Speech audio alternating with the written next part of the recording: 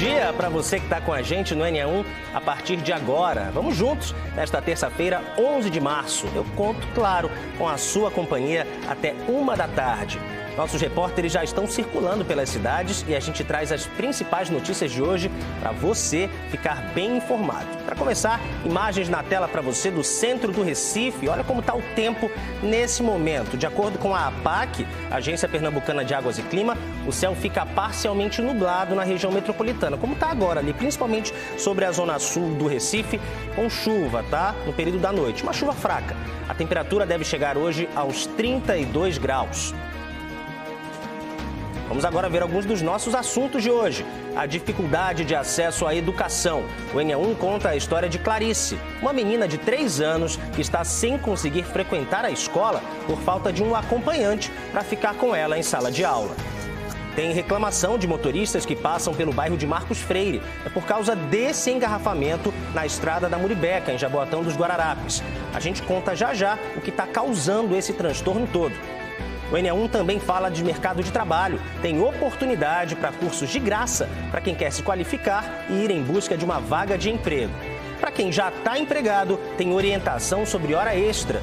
Você costuma passar do horário no expediente no dia a dia? Saiba quais são os direitos e deveres dos funcionários e também dos patrões. E tem assunto de saúde. Muita gente tem o hábito de usar o fone de ouvido quando faz atividade física, no trabalho, no transporte público. Mas será que o uso frequente pode causar problemas para a audição? A gente conta. Então fica por aqui que o NE1 está só começando e tem muita informação para você. Agora, 11 horas e 50 minutos, e o NE1 de hoje começa falando sobre oportunidade de qualificação para o mercado de trabalho. O movimento Pró Criança está com vagas gratuitas para jovens que estão cursando ou terminaram o ensino médio. Joab Alves vai explicar para a gente como faz para se candidatar. Ele já está aqui. Joab, muito bom dia para você, bem-vindo. Oi, Gustavo. Muito bom dia para você, bom dia a todos que estão nos acompanhando. Como é bom a gente falar no nosso jornal sobre essas oportunidades, né? São mais de 400 vagas aí na área de logística, né? A gente vai estar conversando com o pessoal explicando tudo para a gente.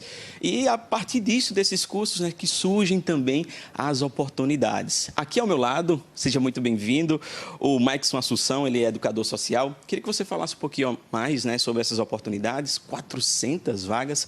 Seja bem-vindo. Muito obrigado, Joab. Boa tarde a todos. O Movimento Pró Criança vem por meio do projeto Promover disponibilizar o curso de Logística e Produção, que é um curso voltado para 2 áreas significativas voltadas para o mundo do trabalho e mercado de trabalho. Esse curso ele funciona de forma presencialmente aqui no Movimento Pró Criança. É um curso 100% gratuito, com certificação, fardamento, festa de encerramento e, além disso, esse jovem pode ser conectado com algumas oportunidades de empresas parceiras. Neste curso, o jovem vai aprender conteúdos como manuseio, armazenagem, movimentação, transporte e também vai ter uma palhinha sobre conteúdos transversais, empoderamento feminino, igualdade de gênero, educação financeira e adicionamos também o módulo de empregabilidade. Esse jovem vai ter a oportunidade de entender e compreender como se constrói um currículo adequado e aprender também como funciona o processo seletivo. Então, dentro desse espaço aqui, dessa sala de aula, a gente cria simulações de entrevista de emprego, seja ela de forma presencial no modelo coletiva ou individual ou até mesmo online. Que massa, Max. Inclusive, eu estava dando uma olhada que as inscrições tiveram início ontem, né, nessa segunda-feira, e segue até o dia 31. O que é necessário para os jovens que estão acompanhando aí o NE1 fazer a inscrição? Jovens entre 15 e 29 anos que estejam cursando ensino médio ou tenham terminado, eles devem comparecer no Movimento Pró Criança munido com as cópias de documentações, CPF, RG, comprovante de residência, declaração escolar, ficha 19 e realiza a sua inscrição presencialmente. Para mais informações, os jovens podem entrar em contato com o nosso WhatsApp de atendimento, que é o DDD 81 984 31 1529. Coisa boa, vou aproveitar esse espaço agora e conversar com a Maria Eduarda. Seja bem-vinda aqui ao NE1, muito bom dia também. E queria que você falasse um pouquinho dessa sua trajetória. Você fez o curso, né? Bom dia, então. A minha trajetória foi incrível, porque eu aprendi a ser disciplinada, aprendi a fazer um currículo, aprendi tudo do zero através do curso Logística e Produção. Então, sou totalmente grata ao Pró Criança por isso, por estar dando oportunidade aos jovens. E acredito que é um bom, como posso dizer, uma boa oportunidade para todo mundo, sabe?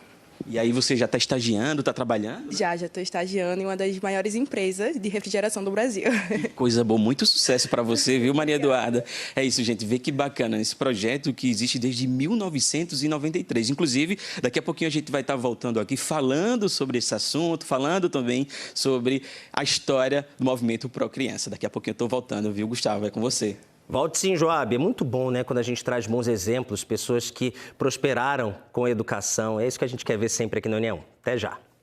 E agora que o carnaval passou, minha gente, muitas pessoas já estão de olho em outra festa, que é a de aprovação num concurso ou na universidade. Para isso, é hora de retomar os estudos. E como fazer para voltar as atenções aos conteúdos sem perder o ritmo?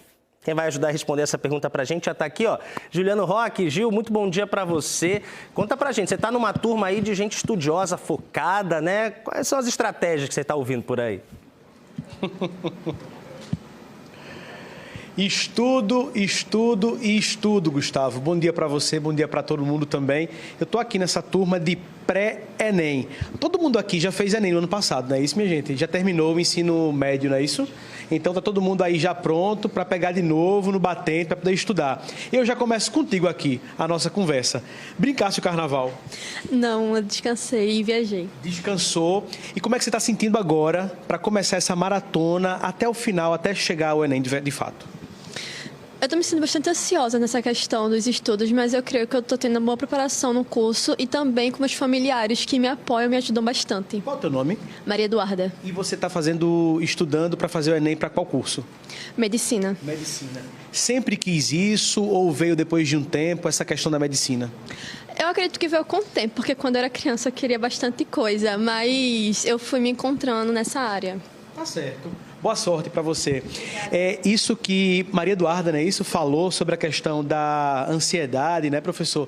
É tão comum entre esses estudantes, né? Professor Genildo Júnior, professor de física. Professor, sem ser indelicado, mas há quantos anos aí ajudando essa turma a entrar na universidade, hein? Bom, boa tarde. Já são 25 anos em sala de aula como professor de física, de uma matéria que espanta mais do que agrada, como eu costumo falar. Né? Assim, as pessoas sentem, uma matéria, né, muito áspera, mas sim, a ansiedade ela atrapalha muito. E eu tenho uma dinâmica que eu gosto de falar com meus alunos, o seguinte: a preparação para o ENEM, ela não é um tiro de 100 metros rasos numa Olimpíada, que você tampa a respiração, se contrai e corre. Não, é uma maratona.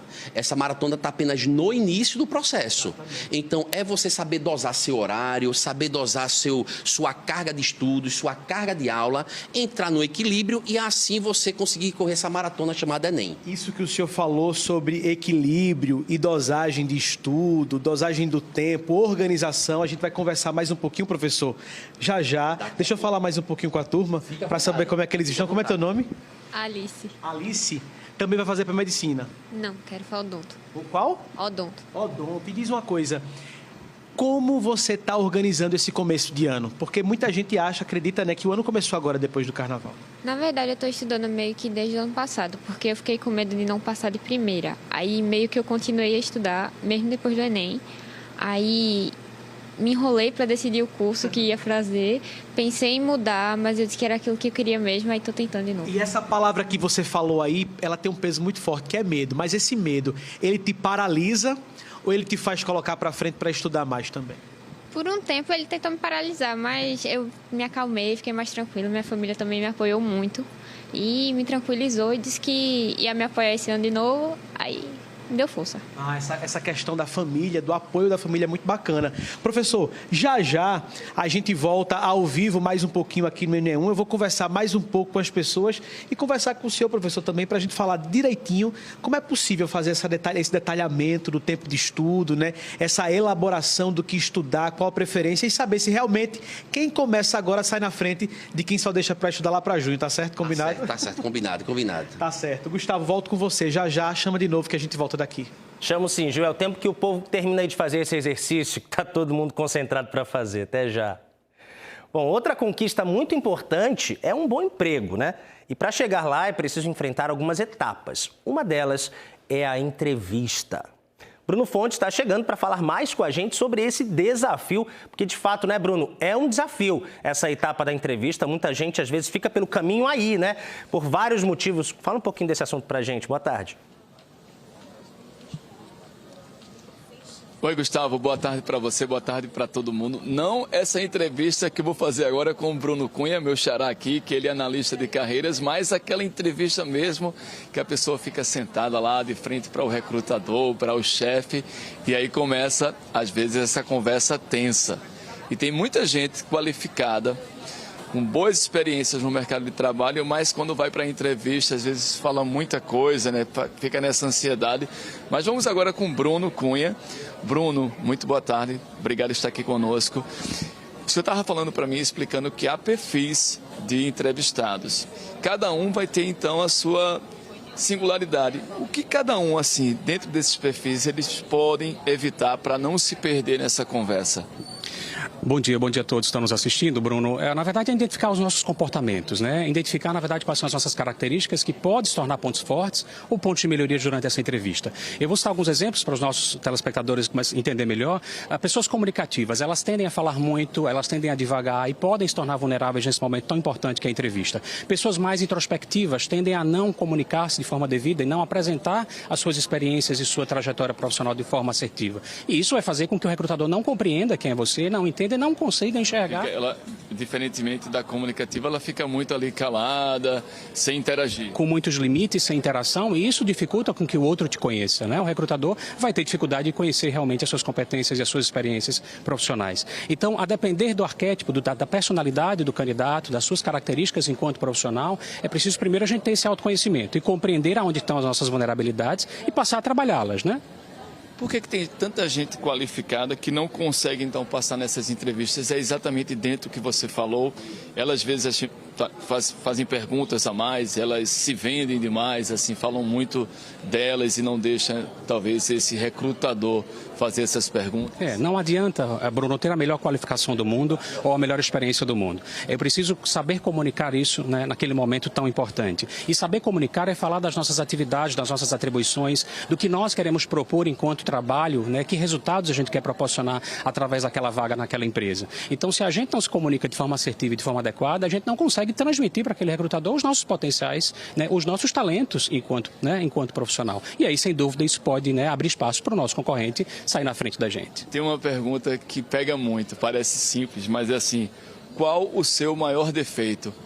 Ela é feita pelos recrutadores? Ela é feita e é preciso que a gente desmistifique esse ponto. É preciso a gente entender que essa pergunta ela serve para não só identificar os seus talentos, os seus defeitos, mas também para compreender o que você está fazendo com ele, né? Todos nós temos defeitos, não existem super-heróis, né? Nós somos perfeitos. Mas sim, o RH quer entender qual movimento você está fazendo diante daquele seu defeito. Você está disposto a melhorar, você está disposto a aprimorar um novo talento, enfim. E aí, essa visão que o RH deseja coletar de você, é preciso que você traga. Por exemplo, se tem dificuldade de comunicação, Bruno, olha, eu estou trabalhando, eu fiz um curso de oratório, eu estou aprendendo a destravar, né, um pouco mais, a falar o que penso, sem medo de errar. Isso tudo demonstra que você está num processo de evolução e o mais importante é o RH perceber isso. E isso é bacana porque mostra também humildade, né? Ele tem um defeito, teoricamente, mas ele já está, então, buscando evoluir com isso. Não só humildade, mas abertura para o processo de desenvolvimento. Imagina um RH entender que você tem um defeito que é a comunicação, ou de repente a falta de proatividade, ou de repente, enfim, a falta de organização do seu tempo, mas ele precisa perceber o que você está fazendo com isso, né?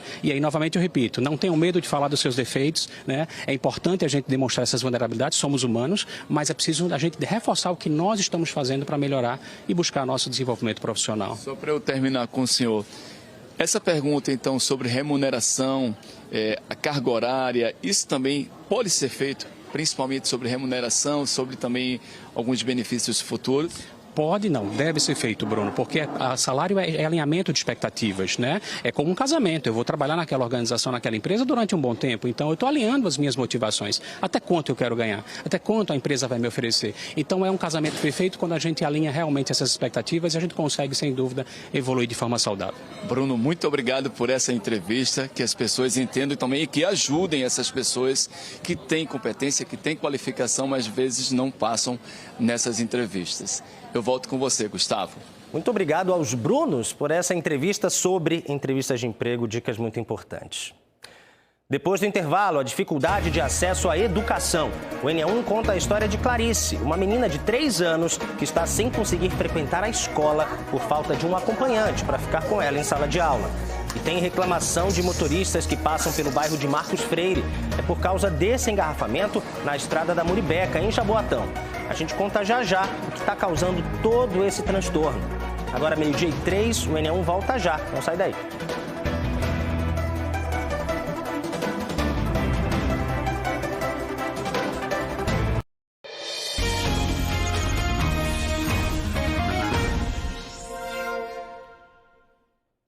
Meio-dia, 5 minutos, NE1 de volta e o assunto agora está aqui na tela, é saúde. Imagine só uma dor que não passa em várias partes do corpo.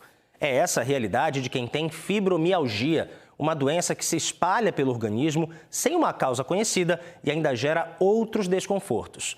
Para entender como identificar e tratar os sinais e também como prevenir a fibromialgia, a gente conversa com o Juliano Roque. Juliano. Quem vai nos ajudar com as orientações e as informações sobre fibromialgia é a doutora Aline Ranzolin. Ela é médica reumatologista do Hospital das Clínicas de Pernambuco. Doutora, talvez a palavra mais forte que simplifique a fibromialgia, que mostre a fibromialgia, são as dores. Essas dores, elas são intensas em todos os casos? Obrigada, Juliana, pela pergunta. Em geral, sim. Em geral, elas são intensas, principalmente quando não se está tratando, né? Quando a gente está fora de tratamento, as dores costumam ser bastante intensas. Elas são difusas, dói o corpo inteiro. O paciente, às vezes, tem dificuldade de dizer aonde que não dói.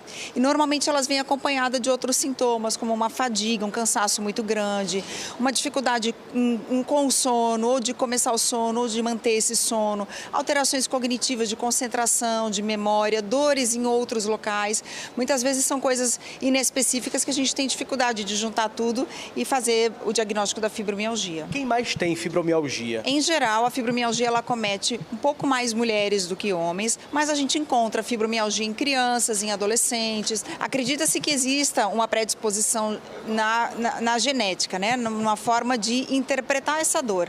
A questão da fibromialgia é que o cérebro interpreta a dor de uma forma diferente, como se estivesse ligado no amplificador. Então, aquela dor que era para ser pouca, que deve ser pequena e devia durar pouco, ela é mais exacerbada. Então, isso acredita-se que venha, né? Tem algum componente aí genético, hereditário, já que várias pessoas de uma mesma família podem ter fibromialgia e síndromes correlatas. A fibromialgia, ela é combatida com medicamentos, ela tem cura ou a pessoa convive com ela pro resto da vida? A fibromialgia a gente consegue hoje, não tem cura. A gente ainda não conseguiu a cura para fibromialgia, tal como outras doenças, como pressão alta, depressão, enfim. Mas a gente consegue tratar. A gente tem algumas opções de medicamentos, o exercício físico é fundamental, melhora do sono, a higiene do sono. E existem outros tratamentos aí que estão chegando também, que não são nem medicamentos e nem exercícios, que também são novidades que devem estar chegando por aí, né? Como a estimulação transcraniana, por exemplo.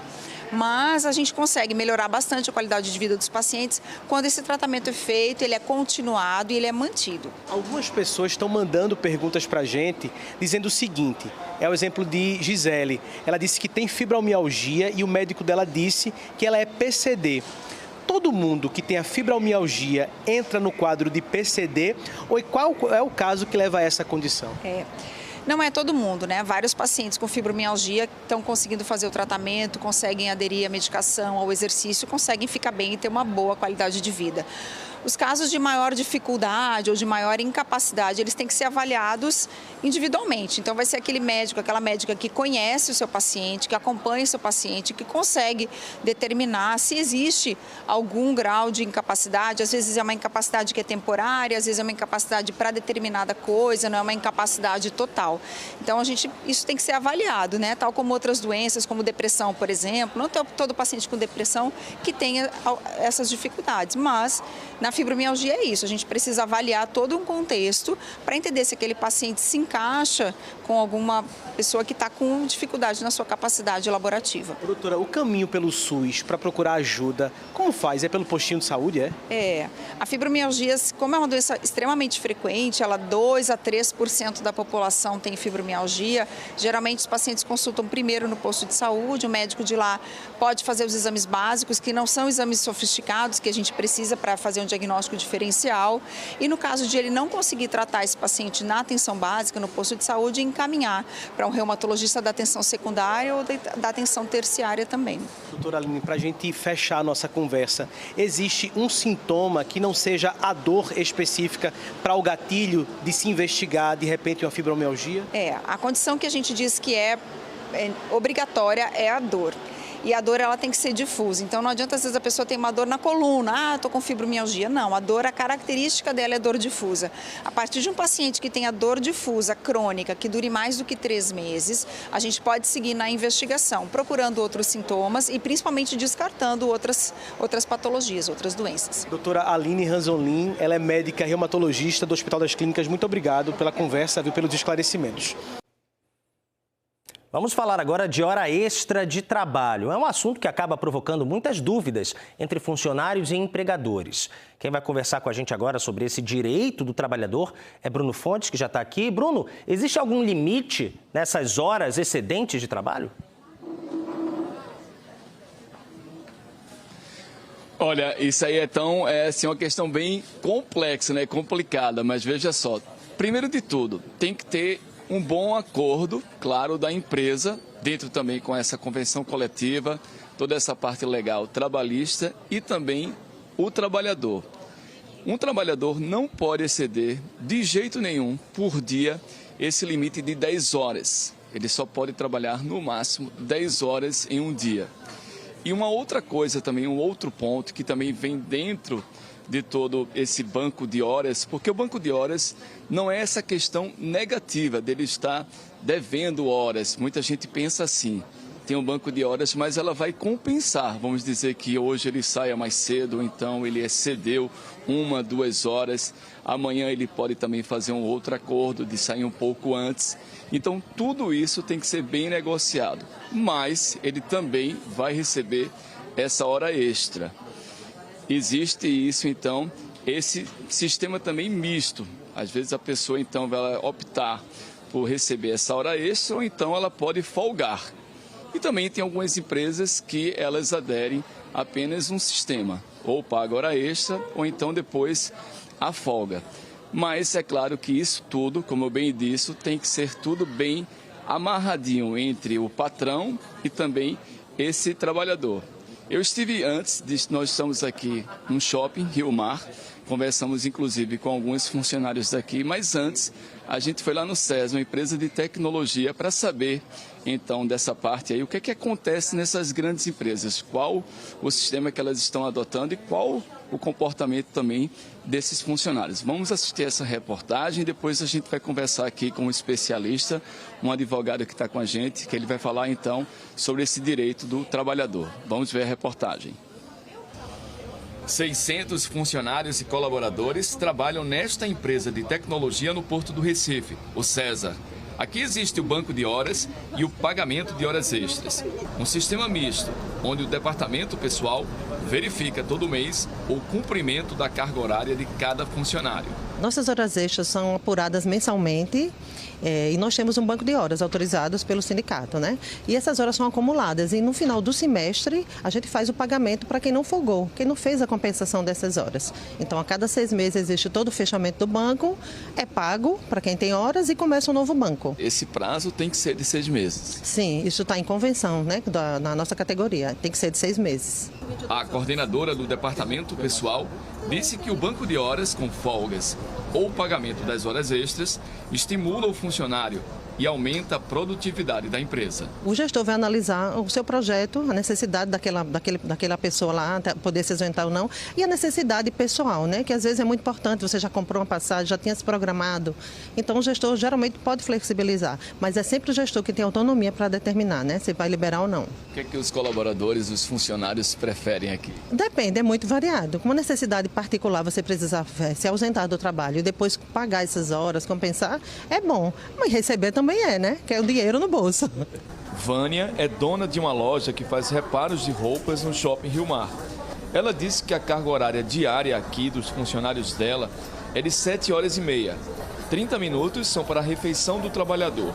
No fim de semana, no domingo, ela paga hora extra ao funcionário. Tem uma loja pequena, então assim, a gente tem 2 grupos.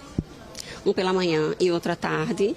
E quando tem necessidade, a gente faz hora extra. Mas o banco de horas ela é de 6 horas, de segunda a sábado. Né? Quando tem o domingo que precisa trabalhar, a gente tem folguista, ou então trabalha um domingo sim, o outro não. Tem a remuneração dobrada também por esse dia. Edrey é recepcionista de uma academia de ginástica. Ele também tem esta carga horária de 7h30. Quando excede a jornada, ele recebe o pagamento em folgas. Uma sexta-feira, por exemplo, um final de semana que eu folgo os 2 dias, aí pego a sexta-feira, se junto as horas para juntar um dia, ou então a segunda-feira e emendo. Às vezes 4 dias, se for o caso, se der.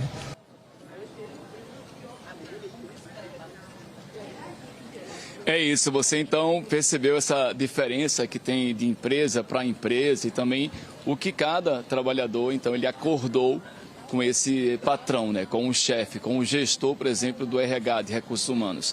Ariston Flávio, ele é advogado, especialista em Direito do Trabalho. São muitas dúvidas, eu queria que o senhor explicasse. Tudo bem, muito boa tarde, está aqui conosco. O que é que acontece? Por exemplo, a empresa, por exemplo, ela pode optar apenas em fazer esse pagamento excedente em folgas, ao invés de pagar essa hora extra. Como é que isso vai funcionar para as empresas? E também se isso depende também de um acordo, de uma convenção coletiva da categoria. Como é que funciona? Boa tarde. Boa tarde, Bruno. Veja, eu acho que antes de tudo a gente deve compreender a jornada de trabalho como uma norma de saúde pública. Né? Em 2024, segundo dados do próprio Ministério da Previdência daqui do país, mais de 470 mil trabalhadores foram afastados da sua função decorrentes de transtornos mentais pelo excesso da jornada de trabalho. Esses dados, inclusive, eles estão postos no site do G1. Né? Veja, esse banco de horas, ele é importante, né? Porque a gente vai estar compensando uma hora trabalhada a maior, né, por esse empregado, né, podendo ser compensado na semana seguinte. Esse banco de horas, um outro dado também importante que esse trabalhador e empregador deve se atentar é que, se ele for pactuado até 6 meses, ele pode ser feito mediante acordo individual entre a empresa e o trabalhador. Se for até 1 ano, esse banco de horas só poderá ser realizado por meio de acordo ou convenção coletiva. E essa compensação de horas existe porque há uma norma constitucional. Veja, a nossa Constituição Federal, no seu artigo 7º, determina que a hora trabalhada não pode exceder a 8 horas diárias e 44 horas semanais. É saúde do trabalhador e causa também um grande impacto financeiro. Né? Segundo dados da própria OMS, né, há um impacto de mais de 1 trilhão. Né, na economia da empresa por trabalhadores afastados, por não conseguir desempenhar a sua função e a empresa continua arcando com os custos financeiros. No caso, o senhor explicou que isso tem uma questão fortemente para essa parte mental, de saúde mental do trabalhador. Toda empresa ela vai ter esse banco de horas? Veja, toda empresa tem que haver banco de horas. Veja só, a CLT vai dizer para a gente que, a partir de 10 funcionários, é ônus do empregador a existência de um controle de jornada.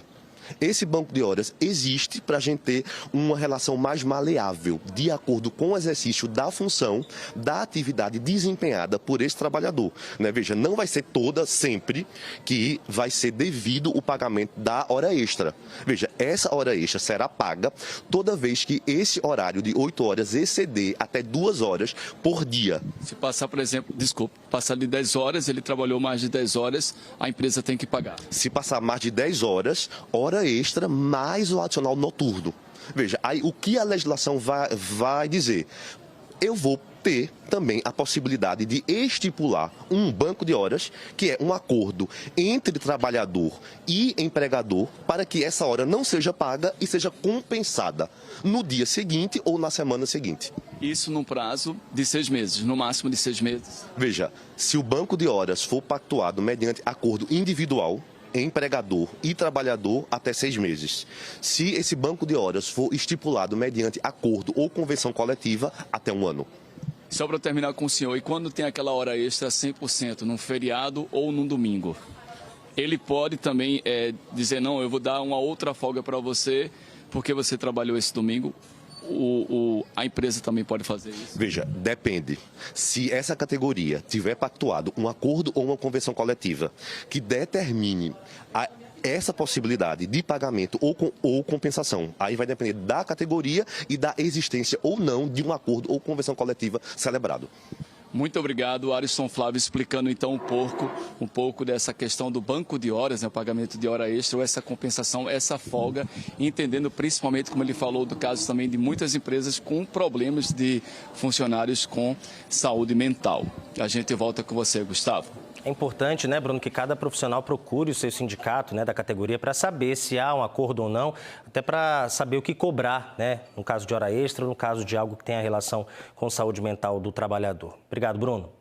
A gente segue falando sobre oportunidade para o mercado de trabalho. É que tem curso de graça para quem quer investir em qualificação.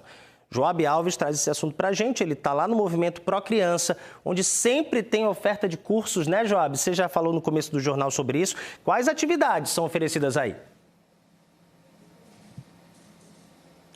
Rapaz, são tantas oportunidades, viu, Gustavo? Inclusive, eu até separei aqui no celular, por exemplo, tem judô, artes, canto coral, tem também aí manutenção de computadores, estamparia, encadernação, teatro. Vê que bacana. A gente continua aqui, né, com o Maikson, ele que é educador social. Mais uma vez, seja muito bem-vindo aqui ao ENE1. A gente falou de algumas oportunidades, de cursos. Quem pode participar? Podem participar crianças a partir de 6 anos, até adultos até 69 anos. A gente tem atividades e cursos de capacitação profissional que a gente ampara crianças, pré-adolescentes, jovens e adultos. Esses jovens e adultos e crianças podem ser de Recife ou região metropolitana. É importante de reforçar que não só público de Recife pode participar. Então, Recife, Olinda, Camaragibe, Moreno, Abreu Lima, todos os municípios que tiverem interesse, as pessoas tiverem interesse, tiverem um perfil, pode procurar o Movimento Pro Criança, que fica no bairro dos Coelhos, em frente ao Hospital IMIP. É um prédio amarelo enorme, de fácil localização para o público. O Maikson, a gente estava conversando anteriormente, você foi aluno aqui também. A instituição existe desde 1993 e um pedido que você fez foi para divulgar o telefone. Queria que você explicasse o motivo. Na verdade, compartilhar esse número de WhatsApp é para a gente poder atender essas pessoas e tirar todas as dúvidas em relação às nossas atividades. A nossa inscrição ela é presencial, mas a gente atende esse público através desse canal, que é o DDD 81 984 31 15 29. Maikson, em relação às aulas, como é que funciona? É todo dia? Qual o horário também? As aulas, dependendo das atividades e cursos de capacitação, acontecem 2 ou 3 vezes ao dia, na semana, e o jovem se conecta com essa atividade, pode ser no turno da manhã ou no turno da tarde. Que você falasse um pouquinho da instituição, né, que é sem fins lucrativos, recebe doações também. Exatamente. O Movimento Pro Criança surgiu com essa proposta, com essa visão de amparar as comunidades de Recife e região metropolitana, inicialmente com a ideia de tirar muitos jovens da rua, né, que consumia cola. Hoje a gente ampara outros públicos de várias comunidades de Recife e região metropolitana e estamos disponibilizando essas vagas para todo mundo que tenha interesse de se conectar com capacitação, de se preparar para o mercado ou de fomentar essa questão de habilidades para a vida. Pro Criança recebe doações também? Sim, não só doações financeiras, mas como materiais pedagógicos e brinquedos para nossas crianças. Então, quem quiser ser um parceiro, pode conectar com o nosso WhatsApp e ser um doador. São quantos alunos que já existem aqui? Quantas pessoas já foram ajudadas? Mais de 45 mil pessoas já foram ajudadas na história do Movimento Pro Criança. Atualmente a gente tem 31 anos. No dia 27 de julho a gente completa 32 anos de existência, contribuindo para a sociedade através dos nossos atendimentos. Anteriormente a gente falou do curso de Logística e Produção. Quando é que começa as aulas? Queria que você reforçasse e dá tempo para a turma fazer as inscrições, não é? Dá tempo, sim. Nossas inscrições vão até o dia 31 de março. As atividades começam dia 2 e 3 de abril. Então, todo mundo só entra em contato com o nosso WhatsApp, que é o DDD 81 984 31 15 29. A gente vai atender toda essa demanda e vamos conectar com nossas oportunidades. Coisa boa. Muito obrigado pela participação. Maikson Assunção, trazendo essas informações de oportunidades aqui no ENE1. Eu volto contigo, Gustavo. Daqui a pouquinho a gente volta falando sobre outro assunto. É com você. Que massa, viu, Joab? Oportunidade é sempre bom. Obrigadão. Até já. A gente vai conhecer agora a garotinha Clarice, de 3 anos. Ela mora em Jaboatão dos Guararapes e, por causa de uma infecção viral, precisou fazer uma traqueostomia, que é um procedimento para facilitar a respiração e que precisa de cuidados a todo momento.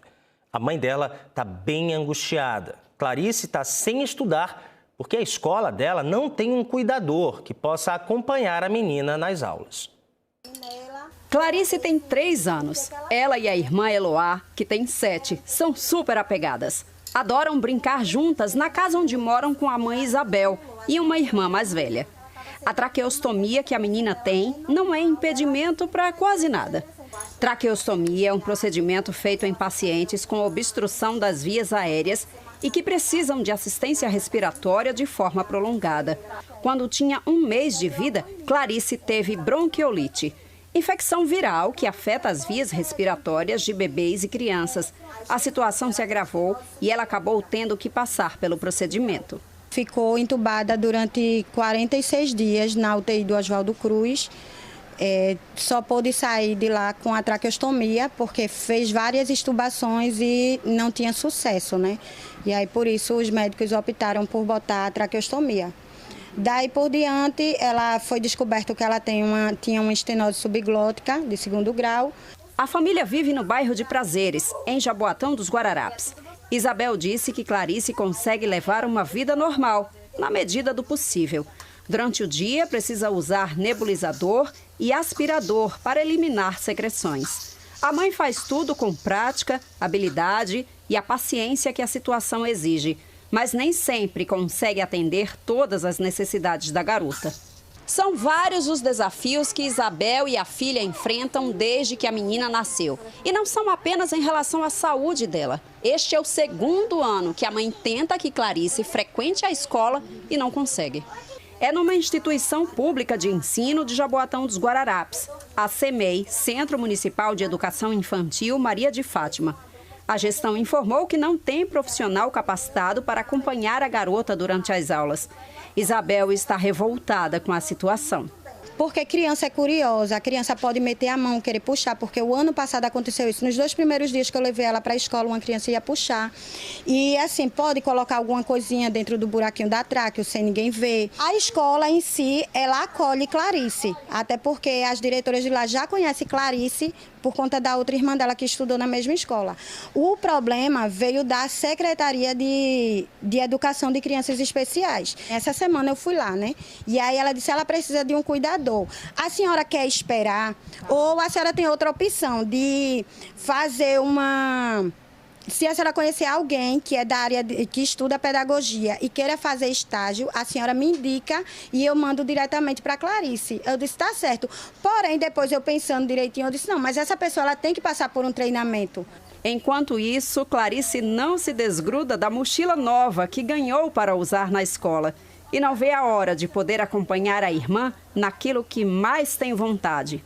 Aí toda vez que eu vou me arrumar para a escola, ela quer também. Ela diz que também quer ir para a Cocola. Ela diz Cocola. É a Cocola. Conversamos com a médica que acompanha a pequena paciente. Doutora Márcia Pessoa é otorrino e falou sobre o diagnóstico de Clarice. Ela tem uma estenose subglótica grau 2, um estreitamento.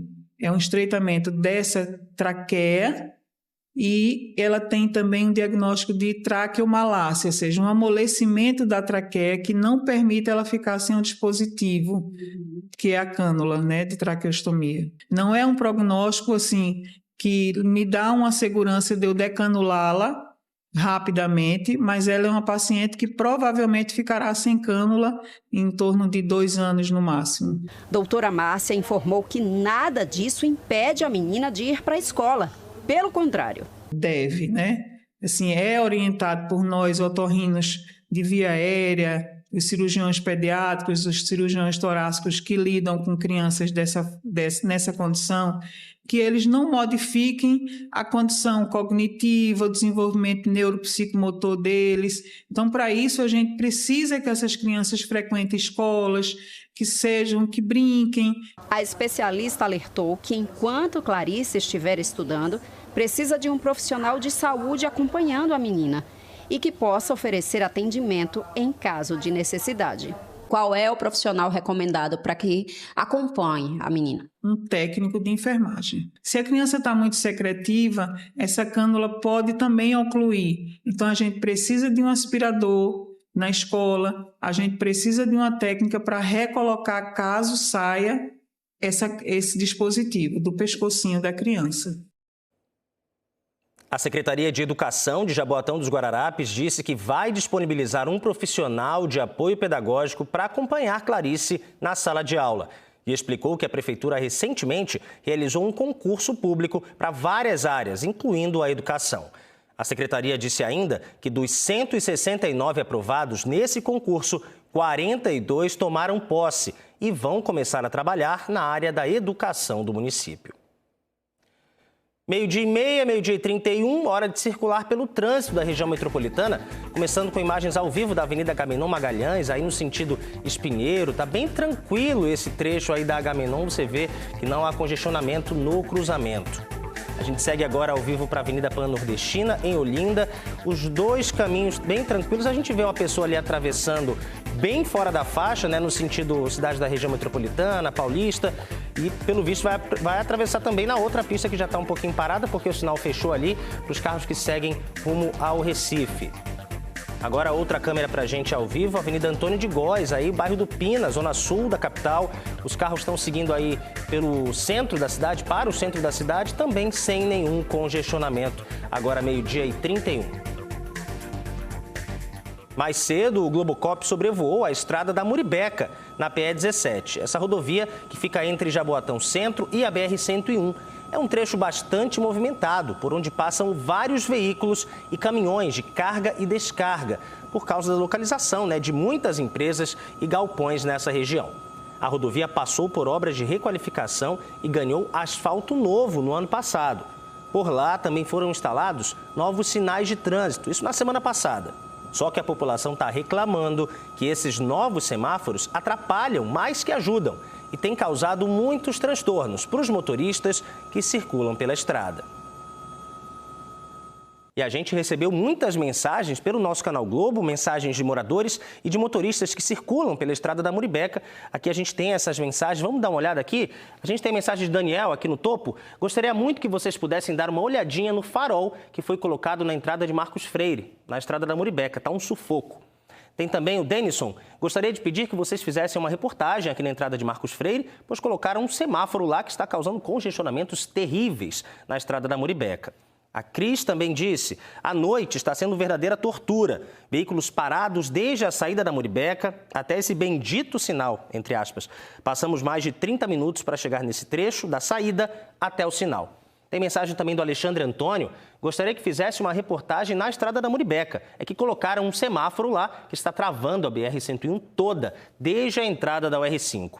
O Rinaldo também reclama, olha só. Ontem passei pela estrada de Muribeca, realmente esse sinal está atrapalhando o fluxo dos veículos. Fica muito tempo fechado, sem necessidade. E aqui a última mensagem, Rita de Cássia. Com relação ao trânsito da estrada da Muribeca em Jaboatão, seria interessante mostrar a situação à noite. Fica um caos e o tempo para chegar em casa é um pesadelo. A gente recebeu essas mensagens, ouviu a reclamação desses moradores, telespectadores e foi lá conferir como é que está essa situação. Veja na reportagem. É um conjunto de semáforos para ordenar a passagem de veículos em 3 sentidos diferentes e facilitar a travessia de pedestres. Ele ajudou, porque antes eu tinha que descer a 2 paradas depois, que é na entrada de Muribeca. Então agora ele melhorou muito. Tem motorista que achou que ficou melhor também para entrar e sair do conjunto Marcos Freire pela Avenida Fernandes Vieira. Todas as manhãs, como eu saio aqui quase todos os dias, então eu tinha muita dificuldade de fazer essa travessia. Tinha que contar com o bom senso dos motoristas que param, outros nem tanto. E o tempo de espera às vezes era longo, né? E esse sinal pelo menos cronometra todo o tempo e a gente sabe a hora que vai sair, a hora que vai chegar. Então ficou bem melhor, bem mais cômodo, porque a preferência é de quem passa. A gente fica aqui no aguardo e geralmente é cansativo, né? Foi exatamente aqui que 2 homens de moto morreram em dezembro do ano passado, depois de baterem em um caminhão.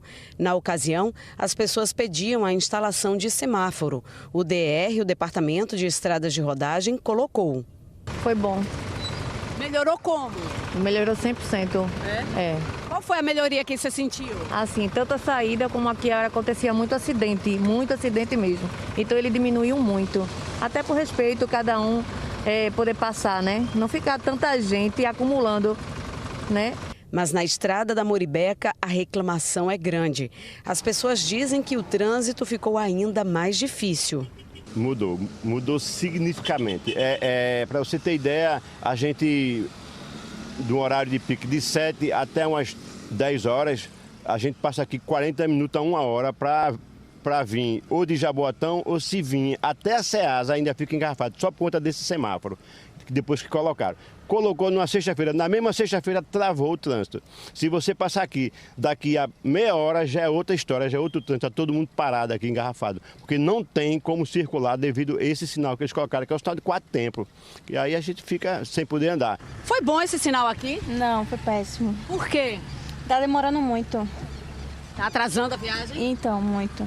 Engarrafamento? Também, bastante. Como é que a gente tem um semáforo com 4 tempos numa via dupla? Aí não tem condição, porque é tempo para pedestres, tempo para quem vai sair de Marcos Freire, para quem vai entrar de Marcos Freire, para quem vai seguir Jaboatão Centro ou Jaboatão Prazeres. A gente precisa de um semáforo, precisa. Agora que abre e fecha para quem vai e quem vem na PE 017 e para quem sai de Marcos Freire, e não da forma que foi feito. A estrada da Muribeca fica entre Jaboatão Centro e a BR-101. É muito movimentada constantemente.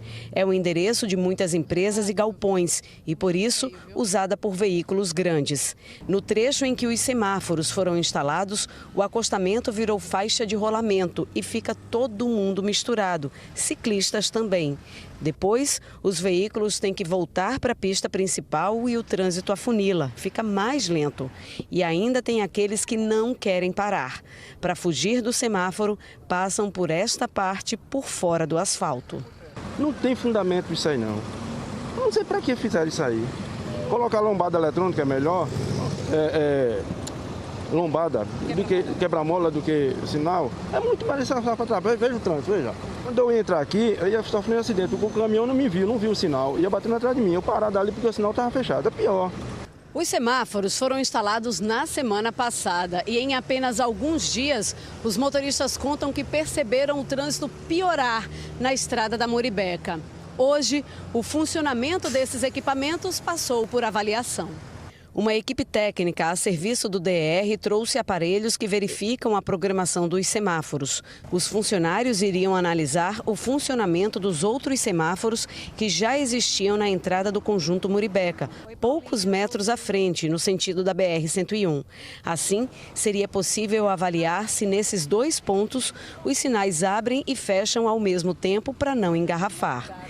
Neste trecho, há lombadas eletrônicas nos 2 lados da pista, mas elas estão desligadas aparentemente. O asfalto na estrada da Muribeca está novinho. A requalificação da pista terminou no ano passado. Mas para vários motoristas, os novos semáforos mais atrapalham que ajudam. Piorou. Demora muito para a gente fazer o trajeto da gente e forma uma fila de carro enorme lá para trás. Nem do lado, nem de outro. Não melhorou nada. Rapaz, só piorou o trânsito, né? Porque estão reclamando de acidente, aí botaram esse sinal aí, mas só piorar o trânsito. Vamos às respostas. O Departamento de Estradas de Rodagem, DER, que é responsável pela rodovia, disse que o novo semáforo foi instalado na entrada do conjunto Marcos Freire no fim de fevereiro, depois de uma reunião com líderes comunitários e a Prefeitura de Jaboatão para tratar da segurança viária da PE 17. E informou que esse semáforo ainda está passando por ajustes. O DER também disse que, a partir de hoje, uma equipe técnica estará no local para fazer vistorias e ajustes necessários para melhorar a segurança do trânsito da região. E que no local também vão estar equipes de educação e fiscalização de trânsito para ajudar quem passa pela avenida. Moradores da Zona Norte do Recife participaram hoje cedo de uma atividade que simula situações de risco, como os deslizamentos de barreira. Um treinamento que pode ajudar a salvar vidas.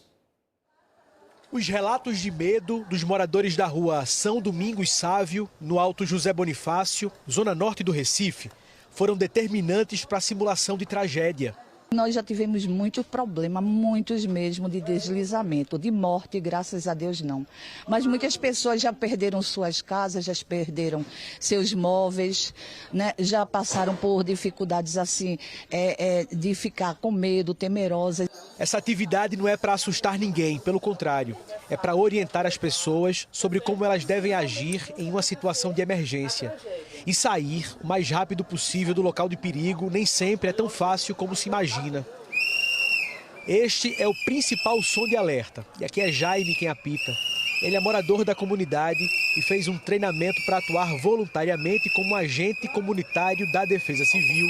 Medo, pânico, quando isso aperta, o que é que faz? Primeiro a gente segura na mão e mostra a eles que eles estão seguros, entende? Mesmo no momento de risco, a gente tem que passar para eles a calma, a segurança, para depois a gente tentar retirar eles. E aí foi para isso que a gente estudou a parte psicológica na preparação do LUPDEP. 140 moradores de áreas de Morro do Recife também fizeram o curso da Defesa Civil. Eles devem começar a agir antes que as equipes de socorro cheguem ao local. É para a ação ser rápida e segura. Hoje os moradores foram avisados da atividade e também participaram. Saíram das casas como se realmente estivessem em risco. É um treinamento que pode salvar vidas. Tendo essa conversa, essa interação direta com esses agentes é muito importante, porque eles sabem o momento certo, eles sabem como entrar em contato com a Defesa Civil, tem a percepção do risco e sabe o momento certo de chamar um técnico para que tenha uma avaliação mais concreta, mais objetiva do local. No caminho da área de risco, placas indicando uma rota de fuga são fundamentais. Equipes de socorristas também treinaram. Aqui simularam o atendimento a um homem ferido. É de bastante valia, porque a gente sente realmente o clima de uma situação real, né? E também já deixa a população ciente de como vai ser o nosso procedimento. Ana Cláudia, moradora da comunidade desde criança, mostra a altura que fica a casa onde ela mora com o marido e os filhos. Ela participou da atividade de hoje e se mostra segura caso tenha que enfrentar uma situação de perigo. A orientação é sair do local que está atingindo a pessoa, né? Pedir socorro ao seu próximo, ao vizinho, ir para uma comunidade, apoiar. Outros 5 treinamentos devem ser realizados ainda este mês no Recife. O próximo vai ser no córrego da Camila, no Alto do Maracanã. Em Olinda, moradores de Águas Compridas reclamam das condições de uma escadaria. Os degraus quebrados estão causando problemas de locomoção, especialmente para os idosos. A escadaria fica na Rua da Conceição. Os moradores contaram que ela foi construída há mais de 30 anos. A situação de agora é esta: os degraus estão afundando. A cada chuva, a estrutura cede mais. E as laterais estão assim, destruídas e cheias de lixo. Seu Alexandre mora aqui há 40 anos. Não suporta mais essa situação. A gente tem que estar subindo pelos lados, pela beirada dos outros, porque pela escadaria da gente a gente não pode subir, porque senão cai, quebra a perna, pronto. E idoso mesmo não desce aqui, que se descer ele se borracha. Abandono, né? Aqui nessa rua a gente é abandonado. Ninguém faz nada. A vizinhança contou, são 100 degraus. Muitos estão se acabando. A escadaria foi feita para melhorar a entrada e saída dos moradores. E olhe que a situação, que hoje é ruim, já foi pior. Era tudo barro, certo? A gente começava a subir, escorregava, certo? Caía, né? As pessoas idosas, que na época eu não era idoso, mas a gente também caía, né? E foi passando aí nas eleições, fizeram essa escadaria, né? E melhorou bastante, né? Melhorou, mas agora tá desse jeito. Cada um tenta achar um caminho para conseguir passar. E muitos ajudam a melhorar as condições da escadaria. Vazamentos na chuva, quando estia a gente vai lá, remeda com cimento, tudo direitinho, pinta. O resto não tem condições de a gente fazer. Né? Como esse estado aqui, não dá. Não dá para a gente se juntar com o pessoal todinho para fazer, porque isso também não é obrigação da gente. Hoje eu tenho um filho de 3 aninhos, aí levei ele para a creche. Foi uma dificuldade terrível. Tive que arrodear tudinho para poder descer com o meu menino, porque se eu deixar ele sozinho, ele cai. A estrutura dá acesso à estrada de Águas Compridas, a principal do bairro, onde passam os ônibus, tem lojas e casas. Logo na esquina, vimos este amontoado de lixo. Alguns moradores disseram que nem sempre a coleta é feita de forma regular. E quando esse problema se junta ao acesso perigoso pela escada, os vizinhos ficam muito insatisfeitos. Dona Edileuza não está indo para os compromissos dela por causa disso tudo. Minha leitura é pouca, aí eu vou voltar a estudar. Aí pronto, vou ter que estudar tudinho. Foi que comecei agora, mas não vou ter condição de estar indo, por causa dessa escadaria, minha filha. Não tem como eu estar defendendo e subindo, não. Me arriscando, aí eu tenho o maior medo. E seus compromissos na igreja? Eu não estou indo. Eu digo aos irmãos que eu não estou podendo ir por causa disso, por causa da escadaria, da minha escadaria, que não está em condições de eu estar defendendo e subindo direto. Tá difícil para ela e tá difícil para muita gente, né, que mora por aí. Bom, nós procuramos a Prefeitura de Olinda e, através da Secretaria de Gestão Urbana, fomos informados que uma equipe irá, ainda esta semana, avaliar e estudar quais as intervenções são necessárias para consertar esses problemas aí, ó, que você viu na reportagem e está vendo agora mais uma vez. A Prefeitura de Olinda não respondeu sobre o problema do lixo acumulado, que os moradores também citaram na reportagem. E o NE1, claro, vai seguir acompanhando essa situação dos moradores de Águas Compridas e a gente espera voltar aqui trazendo boas notícias para eles. Vamos voltar a falar com o Juliano Roque. Ele continua num cursinho em Olinda, conversando com estudantes que estão focados na aprovação, seja numa universidade, seja num concurso. Juliano, conta pra gente aí, o que você ouviu dos estudantes, quais são as estratégias deles para focarem nos estudos? Ó, Gustavo, cada um aqui tem um jeitinho de estudar diferente. E eu fico conversando com as pessoas e encontrei aqui Edson. E ele tem uma forma de compensação de disciplina para poder estudar. Desse jeito, ele consegue estudar tudo e não deixar nada passando. Diz pra gente, Edson, como é que você já organizou aí teu estudo agora nesse começo de ano? Boa tarde. Eu organizo meu estudo com formato de ciclos por metas semanais de horário. Como eu tenho tendência a ser mais apto em algumas matérias, em outras não. Então, eu prefiro que em certos dias, porque nem todo dia a pessoa está bem para estudar aquelas matérias que são mais difíceis e aquelas matérias mais complicadas. Então, eu prefiro, pelo meu estado, estudar as matérias que eu gosto no dia. Agora aí, na prática, por exemplo, uma disciplina que você não tem muita afinidade, sei lá, qual que você não tem muita afinidade? Química. Então você não deixa de estudar química, mas estuda menos, como é que você faz? Não, eu tenho uma meta, um exemplo de 6 horas semanais de química.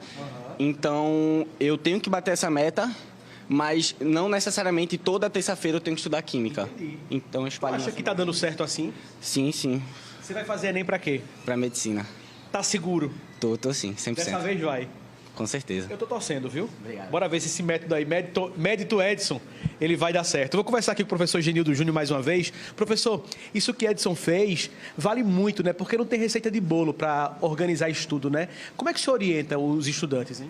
Eu oriento da seguinte forma. Primeiro, assunto dado tem que ser assunto revisado.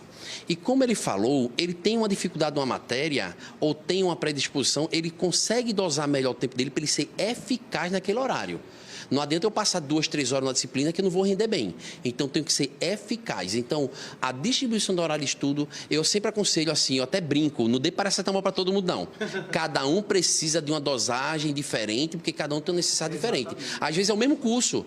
Eu quero medicina, mas uma forma de horário de estudo diferente. Agora, o segredo simples é assunto dado, assunto revisado. Deixa eu perguntar para o senhor outra coisa que ficou assim na minha cabeça.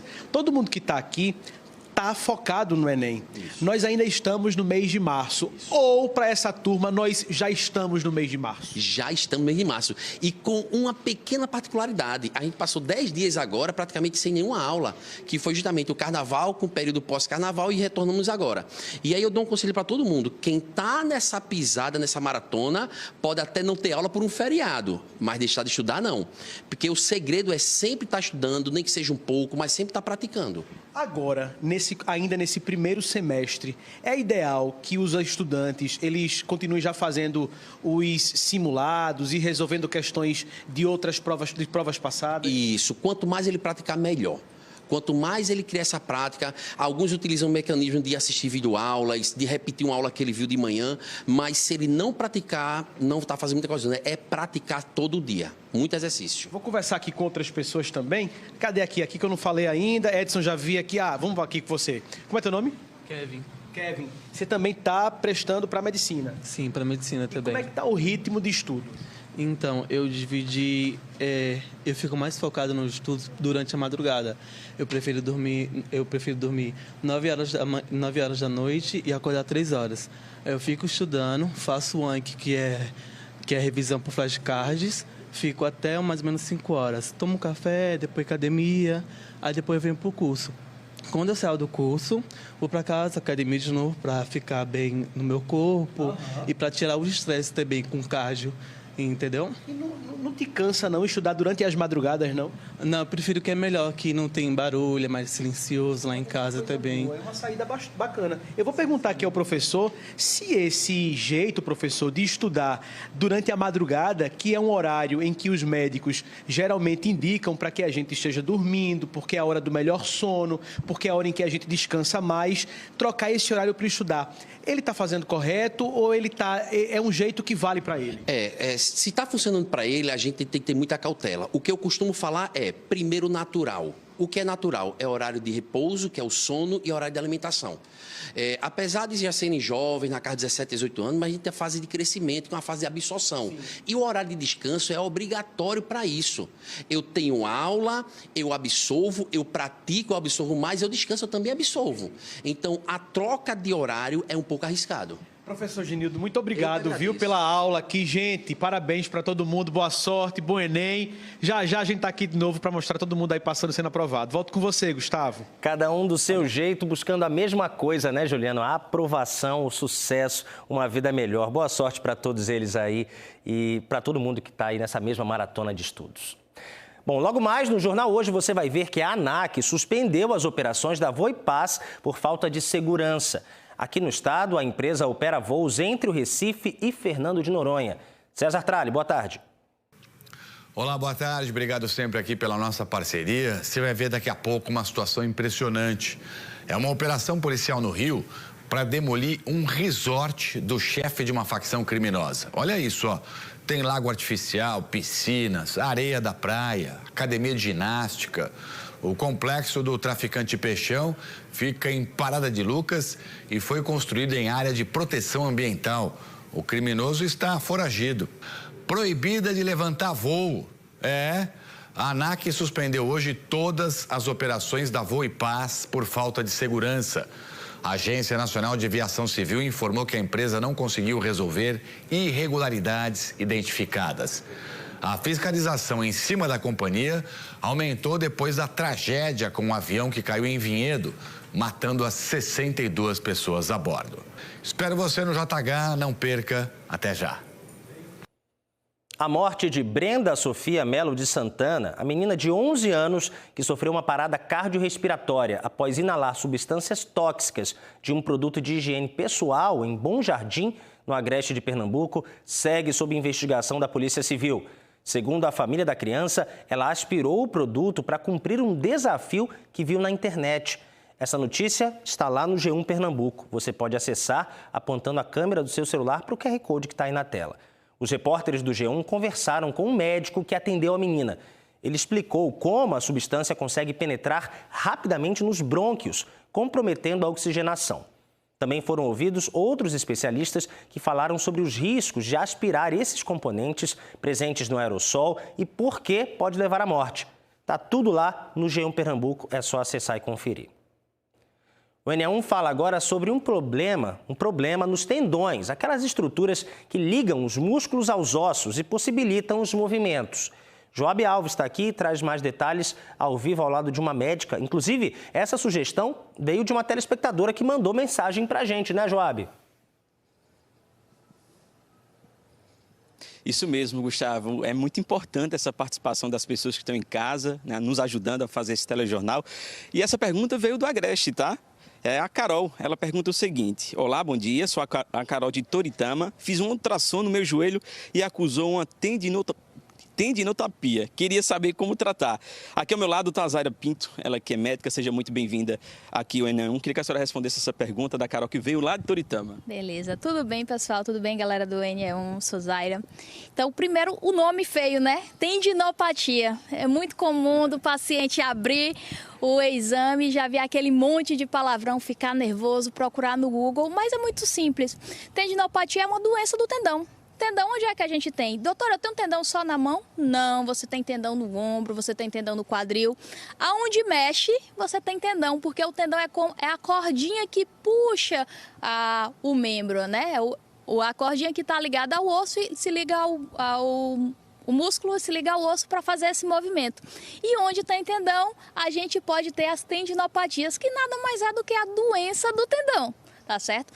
Essa tendinopatia, ela pode ter diversas causas. No exame da colega não colocou a causa, mas ela pode ser inflamatória, ela pode ser devido a estresse de repetição, caixa de supermercado, quem digita muito, usa muito celular.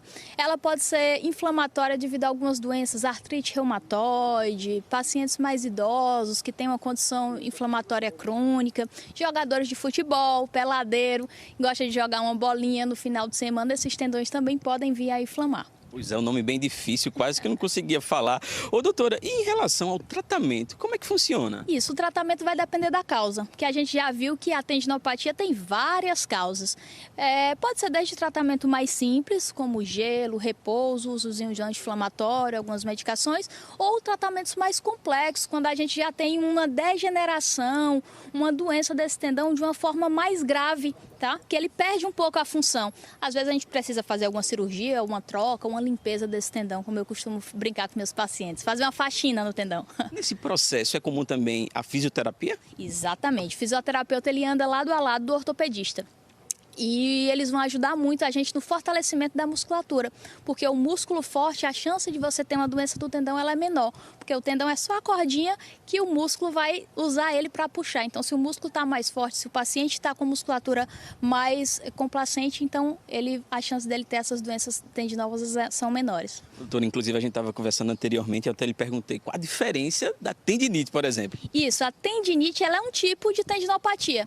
Ela é uma doença do tendão de causa inflamatória. Essa causa pode ser diversa, se fosse repetitivo, como a gente já falou agora mais cedo.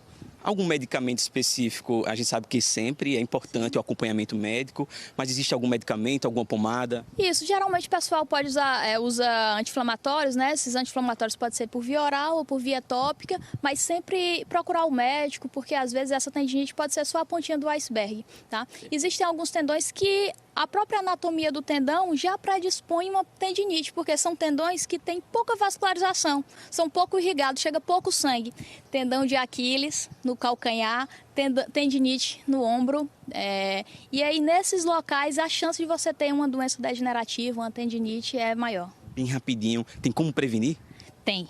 Musculação e uma dieta rica em fibras, vegetais, uma dieta pobre em açúcar e em gorduras saturadas. Ok, muito obrigado pela participação, pelas explicações aqui. Conversamos com a Zaira Pinto, ela que é especialista em pé, tornozelo e ortopedia pediátrica. Gustavo.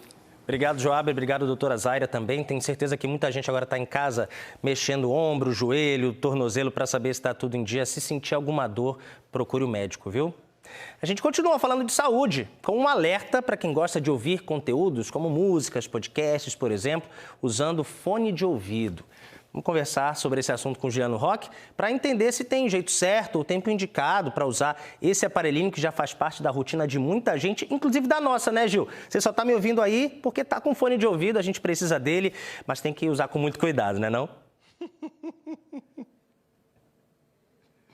E então, Gustavo, e quando a nossa profissão exige o uso desse objeto, a gente não tem como tirar, né, doutora? Eu estou aqui com a doutora Flávia Rafaela, ela é médica otorrinolaringologista, que cuida do ouvido, boca, garganta.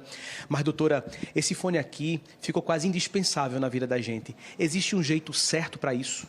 Existe sim. A gente tem que ter vários cuidados, não só com o dispositivo em si do fone, mas também com o que ele proporciona, que é o som, né? O ruído que ele vai gerar para o nosso ouvido. Então, tanto cuidados que a gente vai ter que ter com o aparelhinho de limpeza, de não compartilhar, alguns cuidados desse tipo, quanto com o volume que a gente se expõe, o tempo de exposição a ruído, tudo isso é importante. E agora eu fiquei sabendo que existem uns fones que são mais modernos, que eles são inibidores de ruídos, ou seja, é um fone mais potente para evitar que outros ruídos do mundo interfiram no que eu estou ouvindo.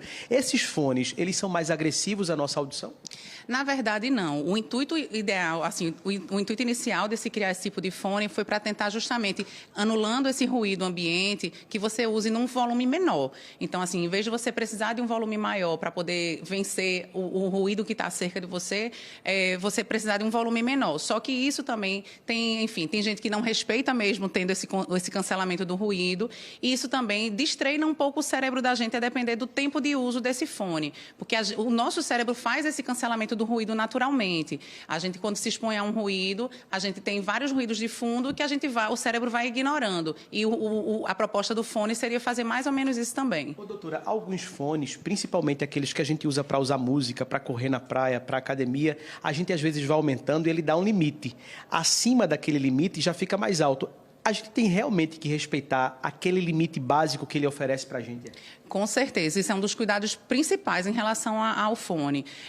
O volume que você se expõe quando está usando um fone de ouvido. Uma média que a gente tem seria de usar entre 50% e 60% do volume disponível. Então, se no seu celular, se no seu dispositivo marca como uma barrinha, você marcar que até 50% daquele volume está adequado para o seu uso. Se você passar daquilo, a depender do tempo de uso, você vai estar com a possibilidade de machucar as células do seu ouvido. Doutora, quando uma pessoa que usa bastante o fone, no caso eu, por exemplo, e começo a falar muito mais alto, mesmo sem estar com o fone, já é um sinal de que a minha audição já está comprometida por conta do fone?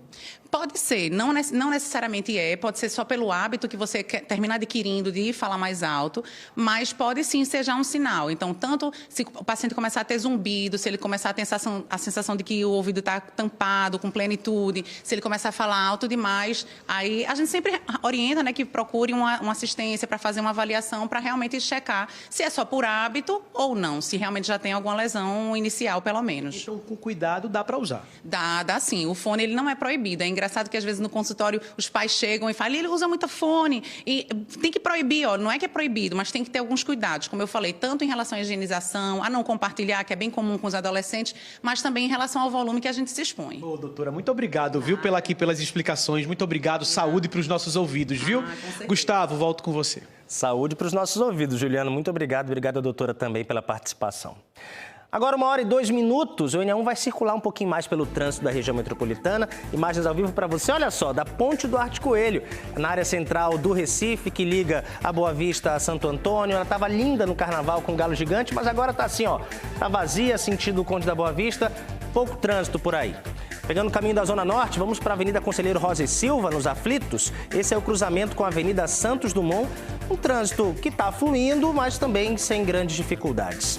E agora a Avenida Abdias de Carvalho, lá no bairro de São Martim, aí sim já tem um fluxo um pouco maior, né? Muitos carros passando nos dois sentidos da pista, mas também sem engarrafamentos. Esse é o trânsito agora aqui no Recife, 1h02, quase 1h03, horário de almoço para muita gente, volta para casa e horário de encerrar o NE1 também. A gente volta amanhã, você pode rever e compartilhar as nossas reportagens a qualquer hora no Globoplay. Tenha uma ótima tarde, fique agora com Sabrina Rocha, que está chegando com o Globo Esporte. A gente se vê amanhã.